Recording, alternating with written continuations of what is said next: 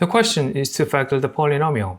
This is a trinomial, right? 3 terms with the quadratic, linear, and the constant, right? For this type of trinomial, we can always factor in 2 different ways. First, multiply leading coefficient of quadratic term and constant. So 1 times 7, right? 1 times 7, that is equal to 7.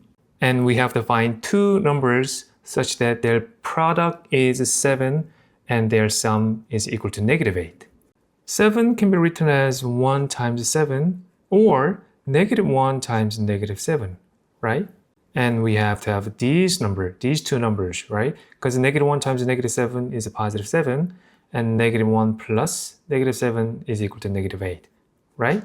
So this trinomial is equal to x minus 1 times x minus 7. Does that make sense? Second method, we have to write 2 expressions here that their product is x squared and 2 numbers here such that their product is equal to +7.